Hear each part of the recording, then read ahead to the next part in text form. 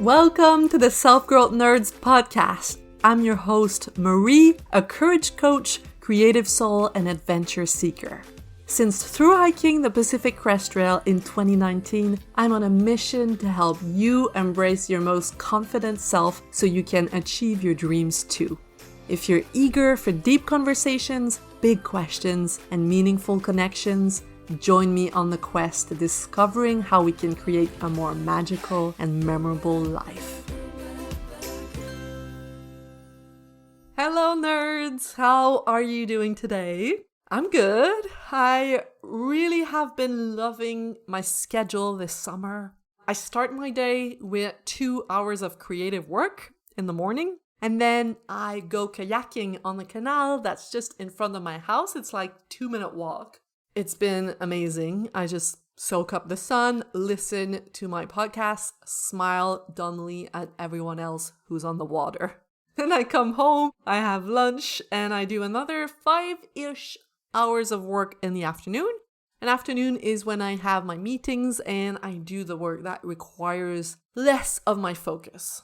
I've been working on the second iteration of my coaching program, Brave and Bold, trying to craft the most impactful way to help doubters start to believe in themselves. That's who I used to be, a whimsical woman full of self-doubt, stuck in her head, who felt restless for more and just didn't dare to dream big. And then one night, I decided to attempt believing that everything was a possibility for me. Decided to just try that on. Kind of like a piece of clothing. And let me tell you, it changed everything. It allowed me to go through hiking the Pacific Crest Trail, to write the first draft of my book, to create passive income, to switch careers from graphic design to life coaching. And it's been a really exciting journey that I want to share with others. I want to accompany those who are scared to jump because I've done it and it's so worth it. Anyway, today, we are talking about a very relevant subject, and it's analysis paralysis. Analysis paralysis is a perfectionist's best friend. It's when you get stuck in your head thinking about what you should do or how you should do it or if you should do it. It's a state of non-decision. It shows up sometimes when we have big life choices to make. Like when I was living in London and my partner from that time told me he didn't want to move to Canada anymore. And I had to choose whether to go back home on my own or make a life in the UK with him. This, my friends, was the start of a severe case of analysis paralysis. Should I stay here all my life or leave now was the unanswered all or nothing question that hung over my head like a menacing cloud, making me feel anxious and irritable for a whole year. And the longer you hang out in that state, the more awful it becomes because there are usually no new thoughts entering your mind, just the same old ones repeating themselves on a loop. Analysis paralysis also shows up in more small-scale situations. Like when I was a freelance graphic designer, for example, potential clients would ask me how much I'd charge for a kind of project I'd never done before, and analysis paralysis would strike me. I would think, oh shit, I don't know, until the very last minute when I would hurriedly make something up based on my fears. When I lived with my sister and we both had graphic design work to do, we would sometimes sit together at the kitchen table to work, and I'd ask her for advice like, oh, do you think this image should be aligned to the right or to the left of the page? She would give me just a simple, straightforward answer, and I would just keep tweaking and tweaking and tweaking. And she'd walk behind me an hour later and notice I was still on the same detail, and she would freak out like, what? You're still obsessing over that? Move on. But I just didn't know how to move on sometimes. It makes me think of a friend of mine who is starting a podcast soon, and she has been looking for the perfect intro song. She chooses one and then changes her mind and sends me different choices and just hesitates. And I know what it's like because I used to be exactly the same way. And when we're in the midst of it, it feels so important. But it's a total waste of time and a distraction from what really matters. It's a way to channel our fears of inadequacy, fears of messing up, fear of being humiliated, but I will come back to fears later. Now, why do we want to move on from analysis paralysis? Well, because A, it is torture, and B, it slows us down and keeps us small. It's the enemy of evolution and joy and fulfillment. As a recovered perfectionist, my philosophy now is decide and move on, or do and forget. Like with this podcast, for example, I write the episodes, I record them, I send them to my editor, then to my assistant who listens to what my editor did and schedules it in. Once it's written and recorded, it's gone from my hands. It doesn't belong to me anymore and it's just out into the world. What's important to me is getting this content to you every week. And I know that if I want this practice to be sustainable, I need to preserve my mental energy. I find that this has allowed me to create a lot more and to improve much faster. And also to get to know myself. That's what Seth Godin taught me. He is a creative nerd, marketing expert, and brilliant author. For I think about 15 years, he has posted a daily blog post. He hasn't missed a single day in more than a decade. Some blog posts are mediocre, some are good, some go viral. This experimental mindset helps us to conserve energy for the things that do require more depth and attention. Just like the stories that we hear about highly successful people who remove all the small decisions from their lives, like what they're gonna wear in the morning, so that they have all of the brain juice available for the high impact, high cost, risky decisions they'll need to make later on in the day.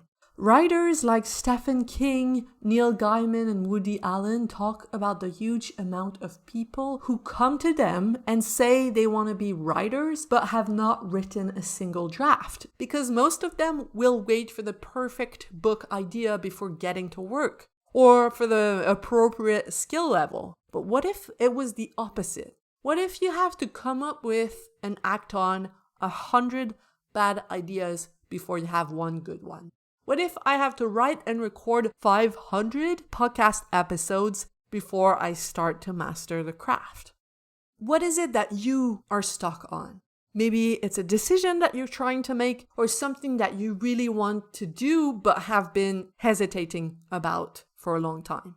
Let me tell you this. Clarity or progress or courage doesn't come from overthinking, but from taking lots of imperfect actions and learning from them.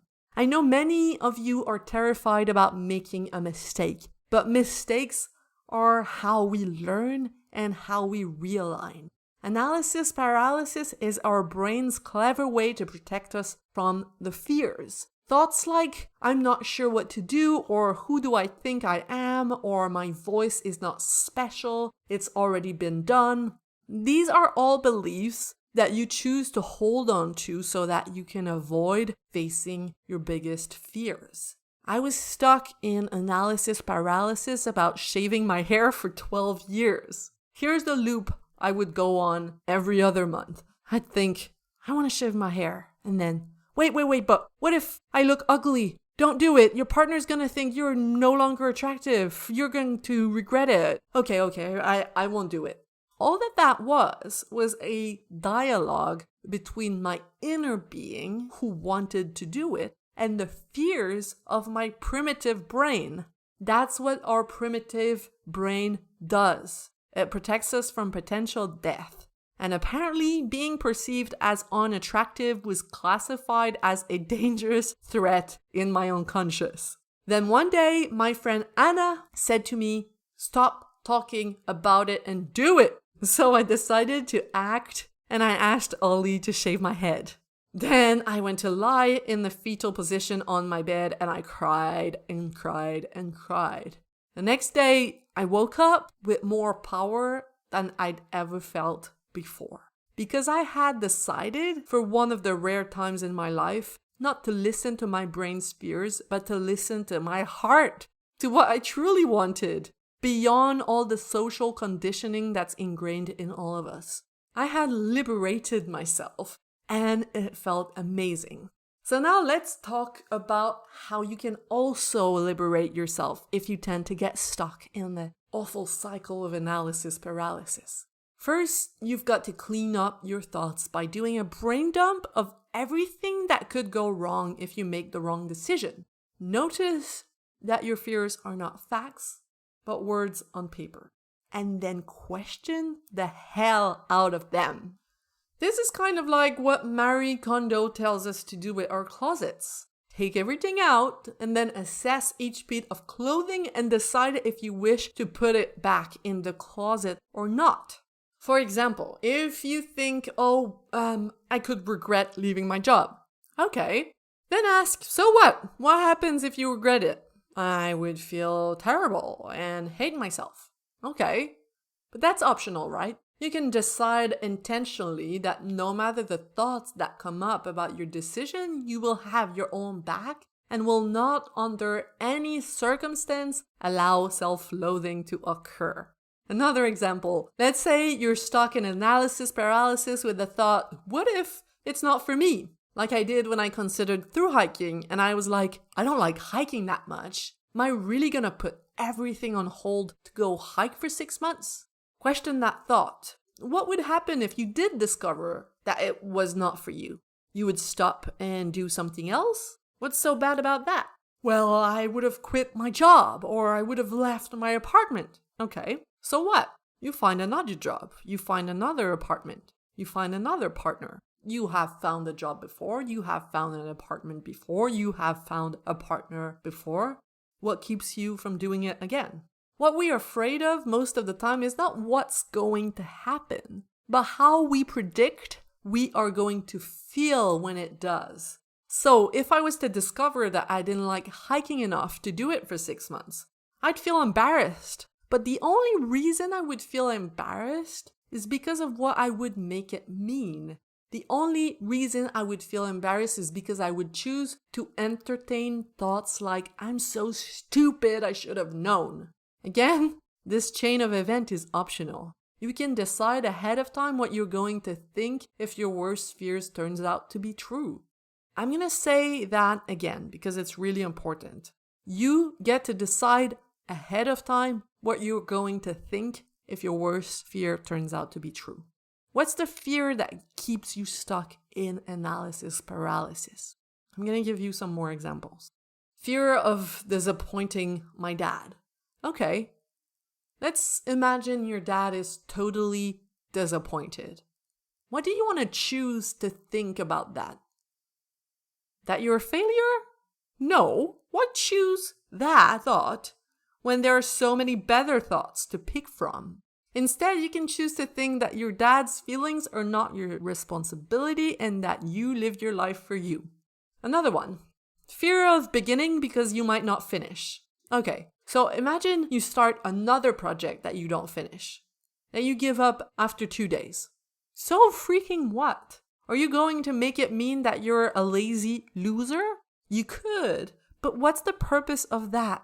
How does that serve you? It's only gonna make you want to take eternal naps. Instead, you could just choose to think it's not a big deal and you can start again the next day.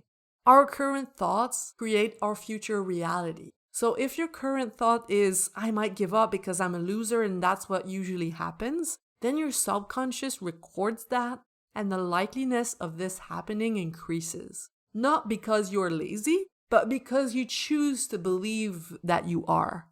Do you see the difference? Another example. The fear of asking for a raise and being rejected. Let's say your boss laughs in your face and says, you don't deserve 1 extra penny. What would you make that mean? That they're right and that you don't deserve it? That would make you feel worthless. That they're an asshole who doesn't see your value? That would make you feel frustrated. Both are not helpful. So perhaps instead you could consider that if it does happen, you are free to walk away and that if you have found one job in the past, you can find another. Now, how would that make you feel? Hopeful? Seems much better, right? And I mean, you don't have to take my thoughts as yours. You can choose thoughts that feel good to you. Once you have considered all of your fears and have reframed them in a way that you are willing to believe and that makes you feel a little bit better, then you pick a direction and you commit to seeing it through. Your brain will freak out, but all of your thoughts are optional and all of your feelings are temporary. So you go to work soothing yourself, choosing the thoughts that serve you, discarding the ones that don't, and then you keep going and taking action. Now, don't aim for perfection. Don't aim to get it right the first time. You're experimenting. You're playing around on the field of life. It doesn't work, you try again, you tweak, you move on. That's it. There's no secret. It's all about realizing that your brain is there to protect you. It's gonna put lots of obstacles on your way to make what you want seem unattainable. But the obstacles that your brain puts in your way are not real. They're illusions. They're illusions that you can unpack. They're just thoughts and beliefs, and you can unpack them and reframe them so that they become springboards towards your goal instead of big rocks on the path. So that's it. There's no secret. It's all about being aware that we don't have to listen to everything that goes on in our mind, because sometimes our mind is an asshole. So try that. See how freeing it feels. You'll have more space in your brain and more energy on the daily. All right, I hope this helps. Thank you so much for listening. And if you want to learn more about this, you can look at the perfectionism section on my Self-Growth Nerds reading list. That's downloadable at selfgrowthnerds.com/reading list. And if you want more in-depth guidance to make a decision or to see a project through, then have a look at my one-on-one services at selfgrowthnerds.com/coaching. And that's it for this week. Have a beautiful week. Bye-bye.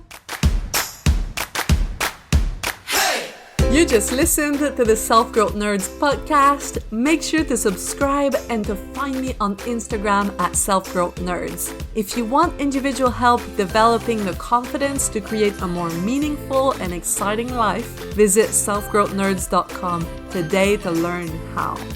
Finally, I want to thank my friend Etienne Galano for editing this, and I want to thank you, kind-hearted souls, for growing into your truest, most courageous selves every day and making this world a better, more beautiful place. My name is Marie, and I will talk to you next week.